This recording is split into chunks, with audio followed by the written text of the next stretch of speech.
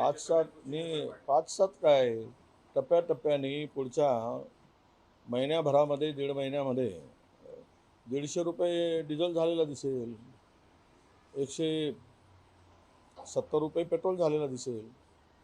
कारण तेच ते काय सांगू आता, एकदा सांगितल्यानंतर ज्या पद्धतीनं देश चालवला जात आहे, हा देश खड्ड्यात टाकण्यासाठी चालवला जात आहे. देशातील गरीब माणूस, देशातील मध्यमवर्गीय माणूस हा मरणारच आहे. याला मारायसाठीच हे सरकार आलेलं आहे.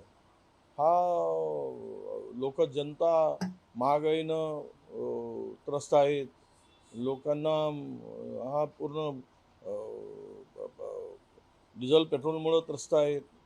तर हे सगळं असताना यांना तेवढं याच्यावर पडदा काय टाकायचा? तर मग असा तणाव निर्माण करायचा आणि जे आवश्यक किंवा महत्त्वाचे प्रश्न आहेत त्या प्रश्नाला बगल द्यायची. हा राजरोसपणे यांचा धंदा आहे. म्हणजे जनतेच्या भावना भडकवायच्या, तणाव निर्माण करायचा, राजकारण करायचा आणि लोकांना मारायचं. पेट्रोल आणि डिझेलची आणखी दरवाढ होण्यात आहे आणि 5 ते 7 रुपयापर्यंत आणखी वाढतील अशी शक्यता आहे. अगोदर महागाईने होरपडल्याने प्रत्येक गोष्टीचे म्हणजे पाच सात काय टप्प्याटप्प्याने पुढच्या महिन्याभरामध्ये 1.5 महिन्यामध्ये 150 रुपये डिझेल झालेला दिसेल, 170 रुपये पेट्रोल झालेला दिसेल. कारण तेच ते काय सांगू आता, एकदा सांगितल्यानंतर ज्या पद्धतीनं देश चालवला जात आहे, हा देश खड्ड्यात टाकण्यासाठी चालवला जात आहे. देशातील गरीब माणूस, देशातील मध्यमवर्गीय माणूस हा मरणारच आहे. याला मारायसाठीच हे सरकार आलेलं आहे.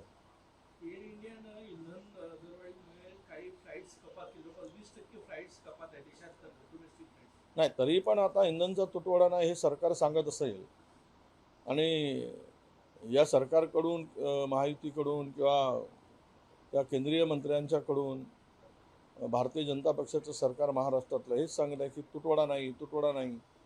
आता जर काल RC बुक पाहून डिझेल दिला पाहिजे ट्रॅक्टरचा. आता ट्रॅक्टर म्हणजे शेतकरी ट्रॅक्टर वापरतो कशासाठी? आता त्याला जर RC बुक पाहून जर द्यायला लागले, याचा अर्थ तुटवडा आहे हे मान्य करा. डिझेल पेट्रोलची आता फार मोठी किल्लत आहे आणि भविष्यातही होणार आहे. आता एअर इंडियाचे विमान 20% झाले आहेत. उद्या इथून अनेक विमानं नागपूरवरून रद्द होणार आहेत. म्हणजे सगळीकडून कोणी करायची आणि पुढचे दिवस लॉकडाऊनच्या परिस्थितीसारखे दिवस आता लवकरच येणार आहेत. त्यामुळे आम्ही जनतेला आवाहन करतो आहे की आता तुम्ही असलेले पैसे जे काय ते सुरक्षित ठेवा. कुठे फार काही गुंतवणूक करू नका आहे सरकारच्या भरोशावर विश्वास ठेवून. ती गुंतवणूक केली की ते पण परत येणार नाहीत. कारण बँकाही रिकाम्या केल्या आहेत. रिझर्व्ह बँक रिकामी केली आहे. रिझर्व्ह बँकेचा सगळा पैसा स्वतःच्या सरकारच्या मालकीचा असल्यासारखं ते काढून घेण्याचं काम सुरू आहे. त्यामुळं भविष्यात बँकाही पूर्णतः उद्ध्वस्त होतील.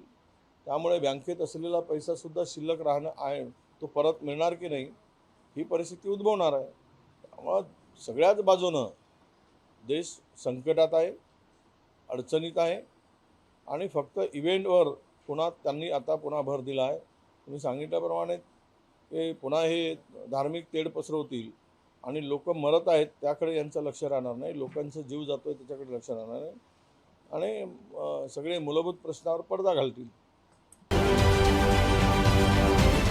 महाराष्ट्रातील सर्व बातम्यांचे विश्वासार्ह व्यासपीठ.